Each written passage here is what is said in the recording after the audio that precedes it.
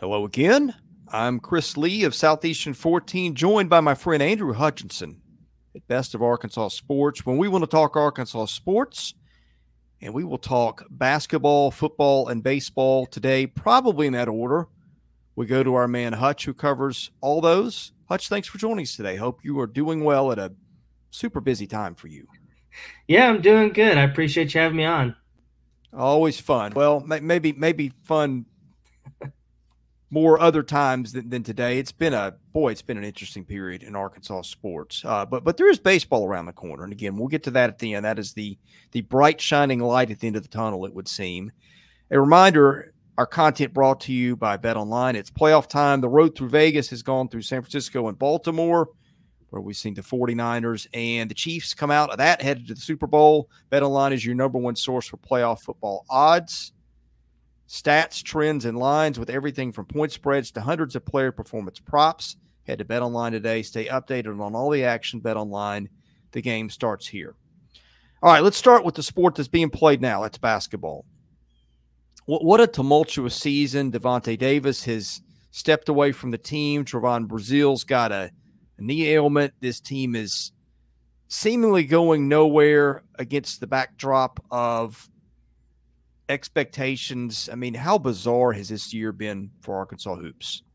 Yeah, it's not gone anywhere like what people thought it would go, especially, they opened the year with an exhibition game against Purdue and they win in dramatic fashion, beat them in overtime. I know everyone's like, well, it was an exhibition. Well, if you were there, you would know both teams treated that like it was a real game. There was no exhibition about that other than the fact that it doesn't count in the record books. And then, they have some struggles. They did lose an early non-conference game against UNC Greensboro, a solid mid-major, not a team you should be losing to at home. They have a 1-2 showing in the Bahamas. They were competitive against Memphis. They were competitive for a half against North Carolina, two very quality teams. Then they come back home and they knock off Duke. Incredible game, storm the court, all that, and the hopes are high. You'll get spanked by Oklahoma. I think the final margin may have been closer than what it actually was. But even then, going into SEC play, you're thinking, okay, this team doesn't have a ton of wiggle room. They probably can't go 8-10 like they did last year in SEC play. But if they go 9-9, 10-8 for sure, you're probably still looking at an NCAA tournament team. Like there was still talk of that. And it just has not gone like that at all. I mean, not only are they losing in SEC play, but they're getting absolutely crushed. I mean, you've got the worst loss in Bud Walton history against Auburn to open SEC play, lose by 32. They ended up losing 3 straight games to open SEC play. It was the worst 3-game stretch by point margin in school history. They're 1-6 now in SEC play for only the second time ever. So, I mean, all sorts of history is being made this year. It's just not the kind you want to make. And it's been very, very weird because this team should not be as bad as it is. I mean, looking back, they're probably the Final Four hopes and all that kind of stuff was probably a little bit much, but this team still should be an NCAA caliber team, and it just hasn't been that way. Yeah, anytime you see a point guard who's been the staple of what's been a very successful run for Eric Musselman leave the team middle of conference play, I don't know what's going on. You may or may not, or sometimes you just don't know what to believe at a time like this. My experience covering teams where the season goes off the rails is that the rumor mill just goes crazy, and you don't know what to believe and what not to believe. But it has seemed to me for some time watching from far that something has been off, and now you see one of the centerpieces of the team just take off and take a leave of absence, quit the team. I don't know what they're terming it, but that's weird. Yeah, he's stepped away from the team is what they're calling it. We tried to ask Muss, like, hey, is there a chance for him to come back? Because he actually last year took basically 2 days away, like stepped away from the team, missed a game, but then he was back, and then he ended up being a key part of last year's team that made the Sweet 16. This year feels a little bit different. It feels permanent. Like I would be shocked at this point if Devo Davis comes back. But yeah, it's weird. I know all the rumor mills are going crazy. There's all sorts of crazy rumors out there, none of which I can say are substantiated at this point. But what I mean, looking at it, all those rumors aside, Devo, his numbers are down this year. They're losing. So you're not producing individually, and it's not going well as a team. And he's already has a history of stepping away for personal reasons. So, I mean, who knows what's going on? I hope for his sake, I hope Devo is okay. I hope he's in a great, okay mental state and everything, and gets help if he needs it. Because he is what's unfortunate about this whole situation is the way his career has ended is probably going to overshadow what he has done the first 3 years he was here. He has been a key part of the basketball program, turning things around. Back-to-back Elite Eights and a Sweet 16 in his first 3 years. Arkansas had made it to the second weekend of the NCAA tournament since before he was born. And he's he's an in-state kid, could have gone elsewhere, chose to stay home, play for Eric Musselman. And so I think that he should be, we should remember the good things, but the way his career has ended has been bizarre, to say the least. And his production was way down before he left, too. Just you looked at the numbers, and they were kind of unrecognizable for the guy that was really leading the charge. From memory, you would know better than I down the stretch last year. But let's talk Trevon Brazile, because I think he's got you told me, I think pre-podcast, a knee issue. Yeah, if you remember, he tore his ACL last year. And missed, I think that happened like the 9th game of the year, something like that. Came back, has been fully healthy. I mean, there was some moments in non-conference play where he was dunking over people, doing the normal Trevon Brazile type stuff. And we're like asking Eric Musselman, like, is he back? And he's like, oh yeah, he's back.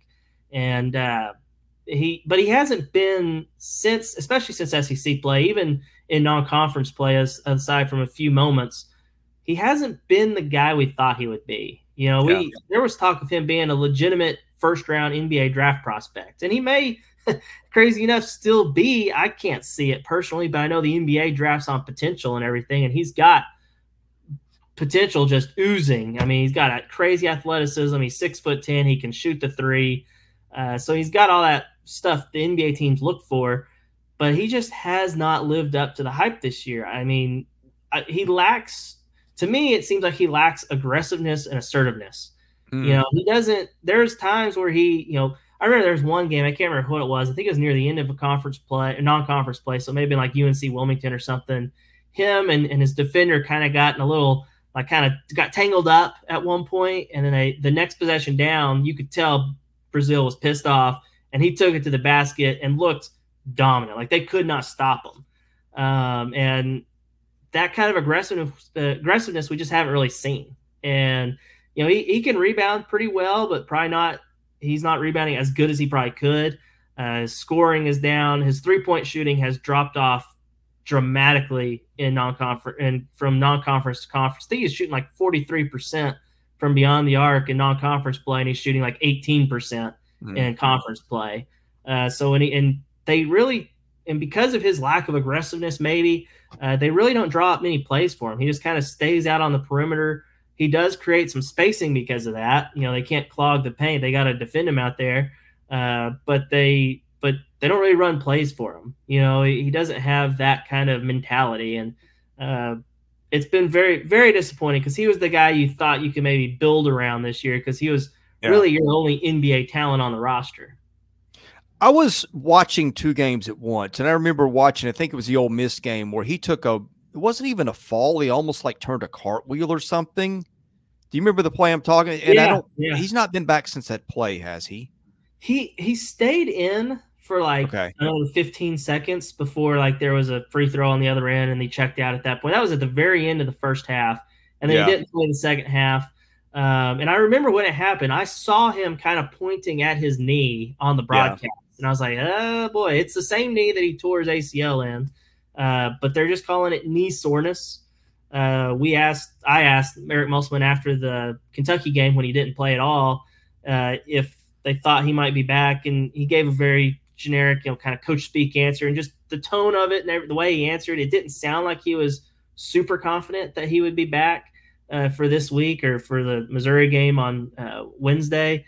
But maybe he comes back before the end of the year. But I mean, who knows? Maybe by then the wheels have completely fallen off, and he doesn't want to risk damaging his draft stock any further.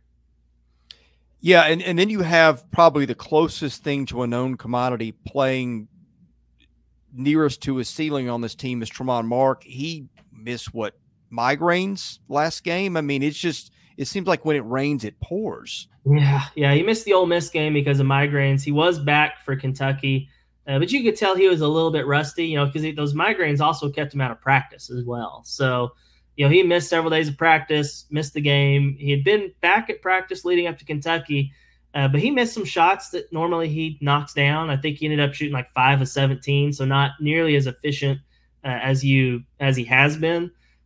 So yeah, that impacted the Kentucky game, but hopefully that was just a one game deal, but who knows with migraines. All right, I'm going to back out because I want us to sort of explore this ongoing discussion of, is it a talent issue or is it something else? And I hear more. I think I was listening to Jimmy Dykes the other night on the broadcast. He said this team's playing hard, and it's kind of been okay, maybe this team isn't as good as I thought it was, and things are complicated. That might be part of it. And to wit, I added up all the shot attempts this team had last year at different places. Effective field goal percentage of 51%. I compared that to the other teams. Most teams are around 53 to 55 coming in, so it's a little bit. So there was a little bit to that. I think Mississippi State was 49%. Of course, it's bread is buttered on defense, and so it's kind of a different team. But this is what's kind of interesting. Took every team last year, looked at the minutes the teams played at different stops, either for in Arkansas's case, either there or other Division I schools. These guys last year played 8,903 minutes. You know what that ranks in the league? I have no idea. Number 1. I knew they're very experienced. Yeah, now there was a time we're going to the season where it looked like Minifield wasn't going to play, so I backed his minutes out of that. And then South Carolina at 8,531 minutes was the most experienced team in the league. So Arkansas with the guys that's got on the floor, now you could take Davis out of that now, but he was part of this skid that they're on. And furthermore, get this, okay? That includes Brazile playing 243 minutes last year. And that includes Jalen Graham, who only played 291, but he played a lot more minutes at Arizona State. Point is, who's the team in this league that's taken the biggest jump up from expectation? It's South Carolina. And again, we didn't know if those guys were any good on paper coming in. But a lot of times guys play ball. They get used to playing together. That's when a team takes a jump up that it's not supposed to.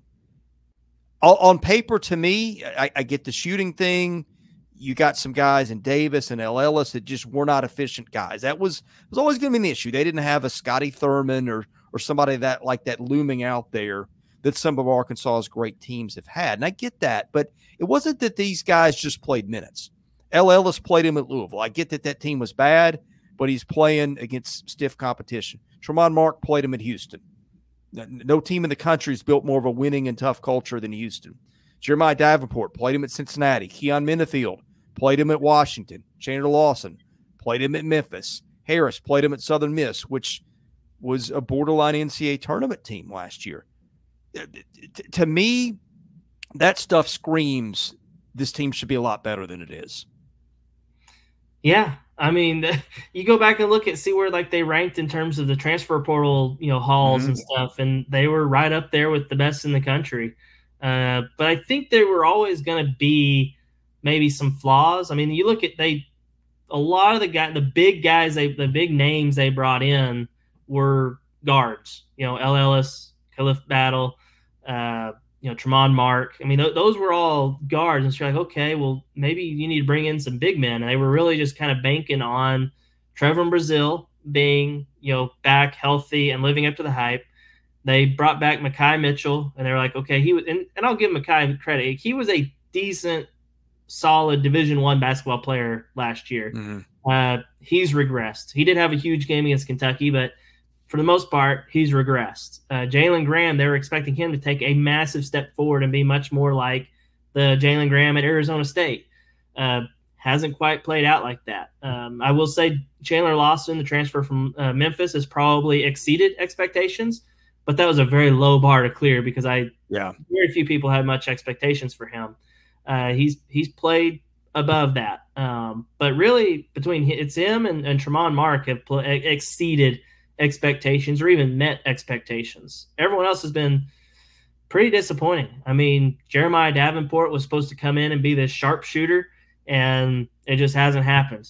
He's knocked down a few shots, but been very, very inconsistent. L. Ellis was supposed to be like a true point guard, and he just hasn't been that. He's struggled to stay on the court, struggles on defense, had 5 turnovers against Kentucky that were crucial to that game. Khalif Battle started off great. He was very efficient, scored great during non-conference play. Has not been that way. That's what I didn't even mention. Yeah.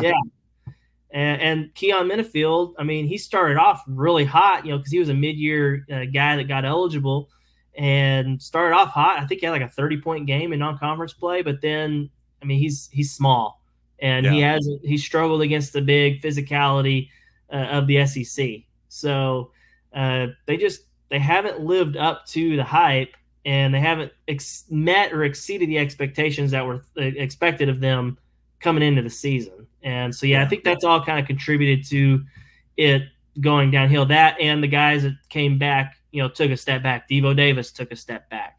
Other guys maybe took a step back as well. So all of that combined, that's how you get a 10-10 team that's 1-6 in SEC play with 5 double-digit losses. Yeah, and I'd seen Battle play at Temple last year. I thought he could be a dude on this team and has that potential in him. I think I saw him score 37 against Vandy last year and just take over the game. But I've always wondered, and I think he's missed some time too. Correct me if I'm wrong. Didn't he miss a game or two with something? He missed a game, but I think it was a coach's decision. Yeah, that tells you when something's gone wrong. He's an incredible offensive talent. Yeah. Defensively has been a work in progress. He did actually, Musk gave him some credit against Kentucky. He played his best defensive game of the year. Was that just effort because it's Kentucky? Maybe. Can he have that same effort against a winless Missouri team? Well, remains to be seen. Yeah. The thing that I've always wondered about Eric Musselman is he's pieced these teams together with transfers. And you got to make probably promises on the front end. And look, you do the math on this. You go, okay, this guy played this much somewhere last year. This guy played somewhat this many minutes somewhere else last year. You got what, 40 times, you got 12, how many ever minutes in a season times 5. I mean, the math is there that somebody's going to lose minutes. And I've always thought that is a recipe for disaster, potentially, when you got all these guys coming in asked to take lesser roles. And most of these guys think they're pretty good and worth being on the floor 40 minutes of time. Now, that said, he's made this work year after year after year. So at some point you just sort of discount that it's going to blow up on him. But maybe this was just due to happen one of these years due to the nature of college basketball. I don't know. I'm at a loss watching it. And you seem, when we talked off air, you're watching it too, and you're still a little confused. Yeah, there's really no grand, like you can't just point at this, but like this is the reason they've been bad. Like it's been a multitude of things, and I really think it boils down to Eric Musselman just missed. I really do. I think he missed on some of these guys, and that's bound to happen. I mean, this is how he's been since he's been a college head coach. This is his 9th year, 4 at Nevada, 5 at Arkansas, and this is his first really bad year.